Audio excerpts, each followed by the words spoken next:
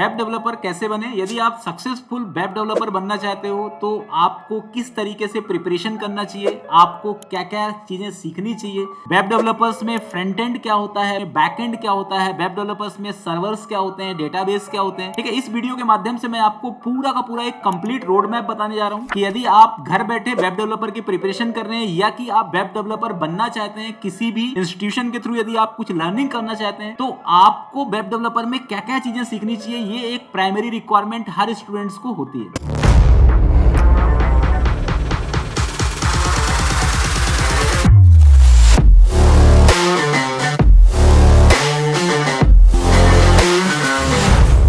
तो देखो, सबसे पहले मैं आपको बताना चाह रहा हूं कि ये वेब डेवलपर होता क्या है। तो देखो, आईटी के अंदर तीन अलग अलग सेगमेंट के अंदर सॉफ्टवेयर डेवलपमेंट होता है। एक होता है डेस्कटॉप एप्लीकेशन जो आपके मशीन पे ही चलेगा, जैसे एमएस ऑफिस हो गया। ठीक है, दूसरा आता है आपका वेब एप्लीकेशन जिसको आप रोज चलाते हो, जैसे फेसबुक हो गया, जैसे आप google.com की बात करो, जितने भी आप बैंकिंग एप्लीकेशन यूज करते हैं, चाहे वो एचडीएफसी बैंक हो, चाहे वो एसबीआई बैंक हो, ये सब के सब जो नेट बैंकिंग ऑपरेशन है, ये पूरा वेब एप्लीकेशन का ही एक एप्लीकेशन का टाइप है। ओके, और तीसरा एप्लीकेशन आता है मोबाइल ऐप। मोबाइल एप्लीकेशंस के अंदर तो आप रोज मोबाइल एप्लीकेशंस भी ऑपरेट करते हैं, जैसे आपने आप व्हाट्सएप चलाते हैं, इंस्टाग्राम चलाते हैं, यूट्यूब चलाते हैं, ये सब क्या होते हैं, मोबाइल एप्लीकेशंस। तो मोबाइल एप्लीकेशंस आपके मोबाइल फोन पे ही चलेगा, वो डेस्कटॉप या लैपटॉप पे नहीं चलेगा। ठीक है, लेकिन जो वेब एप्लीकेशंस होता है वो आपके मोबाइल फोन पे भी चल सकता है, लैपटॉप या डेस्कटॉप पे भी चल सकता है। यदि आपको वेब एप्लीकेशंस को अपने मोबाइल फोन पे चलाना है तो मोबाइल के वेब ब्राउजर्स के थ्रू चलाना पड़ेगा, और साथ में वेब एप्लीकेशंस के लिए आपको उसका यूआरएल भी पता होना है। तो ये आप इस तरीके से समझ सकते हैं कि वेब एप्लीकेशंस होता क्या है। ठीक है, अब मैं बताना चाह रहा हूं कि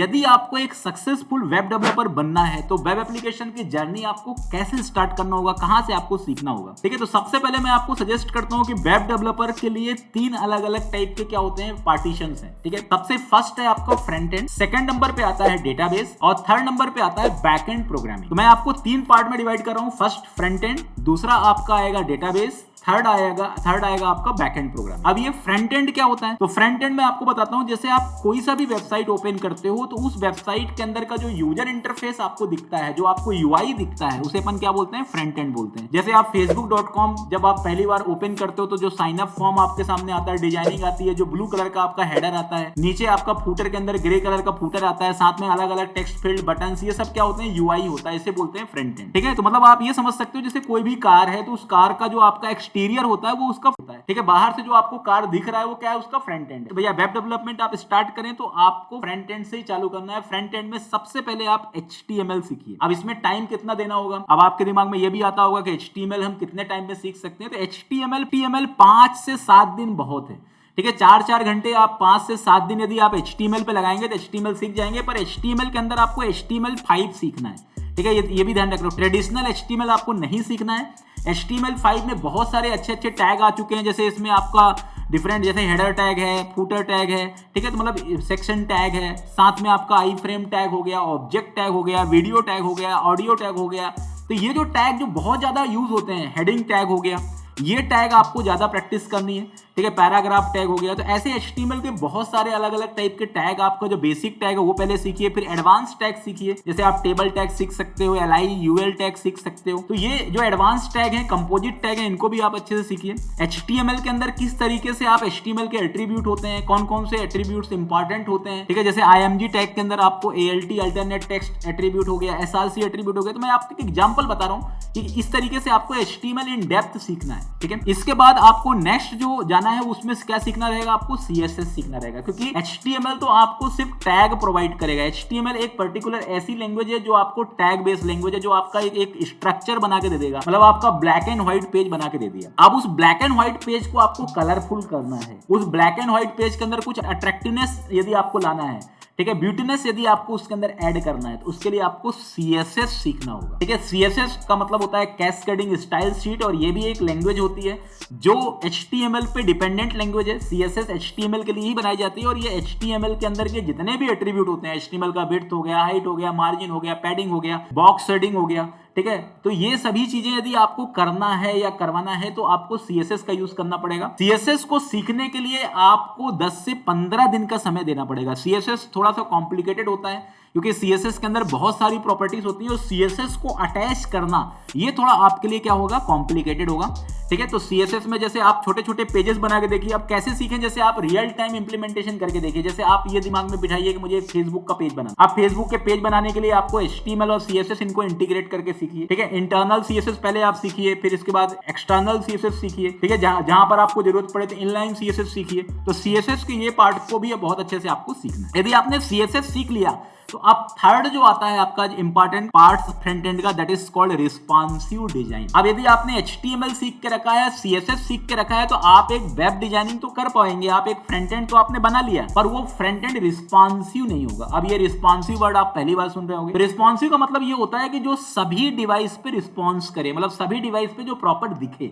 मतलब आप मोबाइल, जैसे आज के डेट में 90% क्राउड क्या है, मोबाइल एप्लीकेशंस पे ही अपने एप्लीकेशन को ओपन करो। तो जैसे हमने कोई वेब डिजाइनिंग किया, तो यदि वो डेस्कटॉप पे तो अच्छा चल रहा है, लैपटॉप पे भी अच्छा चल रहा है, ठीक है, आपके लैपटॉप पे अच्छा चल रहा है पर आपके फ्रेंड के लैपटॉप पे अच्छा नहीं चल रहा है, ठीक है, यदि आपके स्क्रीन का रेजोल्यूशन जैसे बड़ा हुआ तो आपका पूरा डिजाइनिंग क्या हो गया, बिखर गया। तो आपका डिजाइनिंग सभी टाइप के डिवाइस, सभी टाइप के ब्राउजर, सभी टाइप के स्क्रीन और सभी टाइप के ऑपरेटिंग सिस्टम पे यदि प्रॉपरली रेंडर होना चाहिए, प्रॉपरली दिखना चाहिए, इसको बोलते हैं रिस्पॉन्सिव।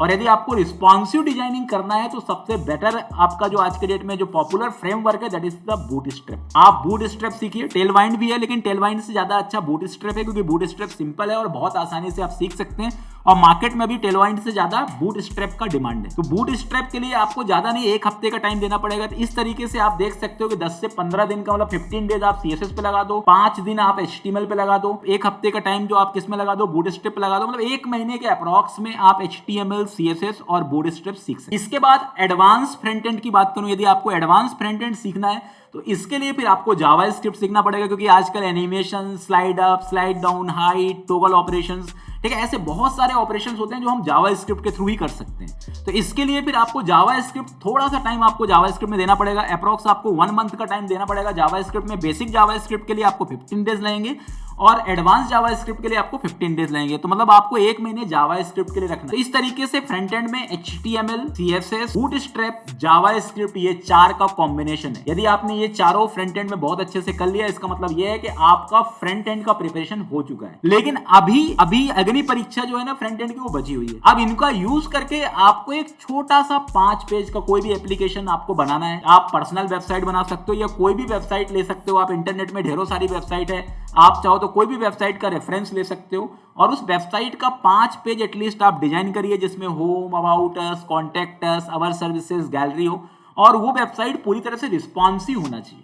ठीक है, आप इसके लिए आइडिया ले सकते हो। आप गूगल में लिखो फ्री CSS टेम्पलेट, आपको बहुत सारे फ्री CSS टेम्पलेट मिलेंगे। आप उनको डाउनलोड करिए। डाउनलोड करके पहले आप उनको देखिए कि वो कैसे डिजाइन हुए हैं, वैसा का वैसा आपको डिजाइन करना है। तो इससे आपकी पूरी एक प्रैक्टिकल इंप्लीमेंटेशन, एक प्रैक्टिस हो जाएगी, क्योंकि जो फ्री CSS टेम्पलेट जो बंदा बना रहा है वो बहुत ही ज्यादा एक्सपीरियंस। तो यदि आप फ्री CSS टेम्पलेट को फॉलो करते हुए अपनी खुद की डिजाइनिंग बनाते हो, तो समझ लो एक प्रोफेशनल लेवल की डिजाइनिंग आपने सीख ली है। ठीक है, तो आप अपना खुद का जस्टिफिकेशन कर सकते हो और अपने रेज्यूमे में भी आप लिख सकते हो कि आपने 4 टेम्पलेट्स बनाए हैं या 5 टेम्पलेट्स बनाए, उसको आप github.com में अपना प्रोफाइल बनाइए और वहां पर ये पांचों के पांचों प्रोजेक्ट्स को रखिए और अपने पोर्टफोलियो में ऐड करिए। ये तो बात हुई फ्रंट एंड की। अब मैं बात करता हूं डेटाबेस की। यदि आपको वेब डेवलपर बनना है तो फ्रंट एंड से काम नहीं चलेगा, आपको डेटाबेस भी सीखना होगा। डेटाबेस में आजकल 2 टाइप के डेटाबेस ज्यादा चल रहे हैं, एक SQL बेस्ड और एक no SQL based. SQL based में आप MySQL सीख लीजिए और नो SQL बेस्ड में आप MongoDB सीख लीजिए। अब डेटाबेस क्या होता है? डेटाबेस का काम ये होता है कि जैसे आप फेसबुक में रजिस्ट्रेशन फॉर्म फिल करते हो तो आपका जो इन्फॉर्मेशन है वो कहीं ना कहीं स्टोर तो करना पड़ेगा ना। डेटाबेस एक स्टोरेज होता है जो आपके एप्लीकेशन के अंदर के जितने भी कंटेंट होते हैं उन सबको स्टोर कराता है। जैसे आप फेसबुक में रोज इतने सारे पोस्ट करते हैं, इंस्टाग्राम के अंदर बहुत सारे आप पोस्ट करते हैं, रील्स डालते हैं, बहुत सारे वीडियोस डालते हैं, बहुत सारे ऑडियोस डालते हैं, तो ये सब कहीं ना कहीं जाकर के कहां पे क्या होते हैं? स्टोर होते हैं।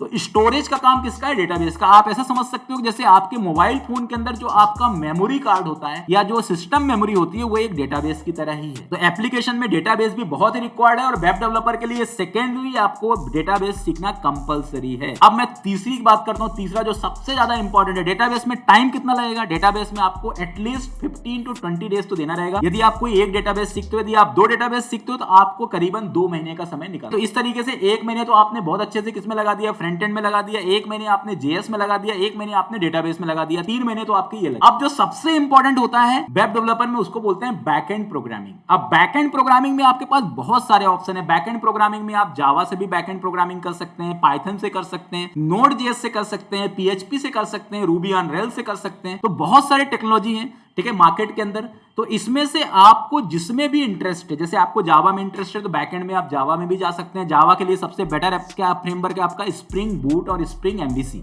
आप इसके थ्रू बैकएंड बना सकते हो। पाइथन में, पाइथन के अंदर जेंगो या फ्लास्क में आप बैकएंड इंप्लीमेंट कर सकते हो, ठीक है। यदि आप जावा स्क्रिप्ट की लाइब्रेरी यूज करना चाहते हो तो आप नोड जेएस का यूज कर सकते हो बैकएंड ऑपरेशंस के लिए, और नोड जेएस जो है मोंगोडीबी से बहुत ही अच्छा कंपैटिबल है। आप रूबी ऑन रेल्स का यूज भी कर सकते हो बैकएंड प्रोग्रामिंग के लिए, और पीएचपी के अंदर भी बैकएंड प्रोग्रामिंग, आप पीएचपी प्लस लारावेल का कॉम्बिनेशन भी आप बैकएंड प्रोग्रामिंग के लिए यूज कर सकते हो। तो यदि आपने फ्रंट एंड और बैकएंड प्रोग्रामिंग में आपको टाइम लगेगा अप्रॉक्स 2 मंथ, क्योंकि इसमें आपको पहले कोर प्रोग्रामिंग सीखनी होगी, फिर आपको एडवांस प्रोग्रामिंग सीखनी होगी। तो इसको मिलाकर के 2 मंथ आपको इसमें लग जाएगा। इस तरीके से देखा जाए तो टोटल आपका 5 मंथ का जो टाइम ड्यूरेशन है वो सिर्फ आपको लर्निंग में देना है, और लास्ट का जो आपका 1 मंथ रहेगा इसके अंदर आपको कुछ टूल्स भी सीखने होंगे। टूल्स में जैसे आपको सर्वर के बारे में पता होना चाहिए कि कोई भी एप्लीकेशन को अपन डिप्लॉयमेंट कैसे करते हैं, गिट क्या होता है, गिटहब क्या होता है, ठीक है, इनके बारे में भी जानकारी होनी चाहिए, ठीक है। साथ में आपको जो सॉफ्टवेयर डेवलपमेंट का जो लाइफ साइकिल है वो पता होना चाहिए, और सबसे इंपॉर्टेंट काम होता है प्रोजेक्ट डेवलपमेंट। आपको इन सभी को मिलाकर के एक लाइव प्रोजेक्ट आपको जरूर बनाना होगा, ठीक है, जिसके अंदर आपका खुद का फ्रंट एंड हो, जिसमें आप अपना खुद का डेटाबेस बनाइए, जिसके अंदर आप पूरा का पूरा एक बैकएंड का इंप्लीमेंटेशन करें, ठीक है। जैसे आप कोई सा भी प्रोजेक्ट बना सकते हो, जैसे मैं आपको बता रहा हूं कि जैसे आप कार सेलिंग का एक वेबसाइट वेब एप्लीकेशन बना सकते हो, जिसके अंदर ऑनलाइन कार को आपको सेल करना हो, उसमें आपका जो सेकेंड हैंड यूज्ड कार है या जो न्यू कार है, दोनों को लेकर के आप बना सकते हो, ठीक है। दूसरा, आप कोई भी justdial.com जैसा कोई एक क्लासिफाइड वेबसाइट बना सकते हो, जहां पर आप अलग अलग तरीके के इंफॉर्मेशन प्रोवाइड करो कस्टमर को जिस टाइप की रिक्वायरमेंट है उस तरीके के एप्लीकेशंस को सर्च प्रोवाइड करने का एक एप्लीकेशन बना सकते हो। अर्बन प्रो जैसा एप्लीकेशन बना सकते हो। तो मार्केट में ई कॉमर्स एप्लीकेशन आप बना सकते हो, ठीक है, जिसमें अमेजॉन या फ्लिपकार्ट जैसा एप्लीकेशन बना सकते हो। सोशल नेटवर्किंग एप्लीकेशन बना सकते हो। तो आपके माइंड सेटअप में कोई सा भी एप्लीकेशन आप लेकर के उसको डिजाइन करिए और इंप्लीमेंट, ठीक है। तो ये मैंने पूरा का पूरा आपको रोड मैप बताया कि किस तरीके से आप एक वेब डेवलपर्स बन सकते हैं, और टोटल ड्यूरेशन आपको एक वेब डेवलपर बनने के लिए कितना लगेगा। तो उसका मतलब है कि उसका पूरा का पूरा यदि मैं एस्टिमेशन बताऊं तो 6 मंथ का टाइम आपको एक सक्सेसफुल वेब डेवलपर्स बनने के लिए देना पड़ेगा। Thank you.